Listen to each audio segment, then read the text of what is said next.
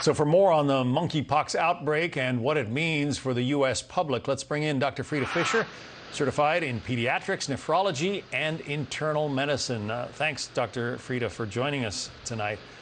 How worried should we be? It really boils down to that. Well, we most definitely should be concerned, John, because monkeypox at one point was just endemic in Western and Central African countries. It was mostly from animal to human. But the fact that it has now spread so much worldwide, we know that there's human-to-human transmission, and the rate of increase is quite rapid. So we should be concerned. We should still not panic, because I do not believe it will be the next pandemic in the way that COVID-19 is, because to our knowledge, it's not as transmissible. It's through large respiratory droplets as opposed to these tiny aerosolized droplets. Also, it requires a lot of close contact, skin to skin. So we should for sure be concerned, but it is something that is potentially containable. Those of us who have had chickenpox or who have been vaccinated against chickenpox, are we immune or at least protected? I wish, but no. If you've had chickenpox, you are not protected. If you have had smallpox, not smallpox the disease, that's been eradicated, but if you had the smallpox vaccine, which many people in the military have had, then we believe you have some protection, and it's believed to be approximately 85% effective. But no, John, the chickenpox can't help you with this one. Okay, so the World Health Organization is calling this a global emergency. A lot of critics say the World Health Organization did not exactly distinguish itself with how it handled the COVID-19 outbreak out of China.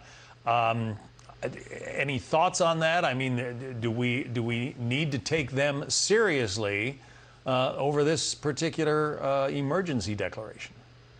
Well, we absolutely need to take them seriously, because as you see, we have already gone to almost 17,000 cases globally. And right here in the United States, we're at almost 2,900 cases, and it's still spreading. And even though we see that a certain community, men having sex with men, right now, the epidemiology shows us that they have the most cases.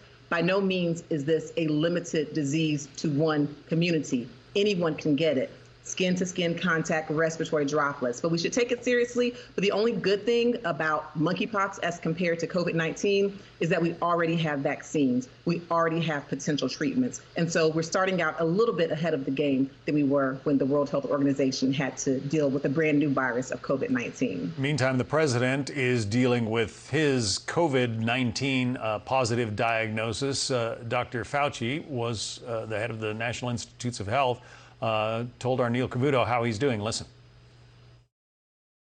The president is doing really quite well. He continues to improve. He's on Paxlovid. This is his second day now on Paxlovid. He's tolerating it well, and he continues to improve. He's 79 years old. That's always a danger zone for COVID-19 patients, even among those who've had the vaccines. Is it not, Doctor? It can be, but certainly if you've had both vaccines, messenger RNA, and you've had both boosters, which the president has had, it puts you at a great protection against getting severely ill. We know that Dr. Fauci, who's 80 years old, had COVID-19, and now he has recovered. Also, if you have a baseline health that's pretty decent, certainly the president is not living with obesity, and he doesn't have any major health issues of which I'm aware. So certainly, yes, being elderly is going to put you at risk. But having those vaccines and the Paxlovid, which is an excellent antiviral treatment, will help him, and he can very likely do very well. This latest strain of the COVID virus has a lot of people saying, okay, we're going to have to mask up again. We're going to have mask mandates. And in fact, some places, some school systems in LA, for instance, are now mandating masks for school kids again. Do you see that coming as a result of this latest iteration? It's highly possible, and if so, it would be appropriate given how the cases are up, and we're already back at over 400 deaths a day. The cases are up. BA.5 is very transmissible. In my work as a board-certified nephrologist and hypertension specialist, I'm seeing more and more cases of BA.5.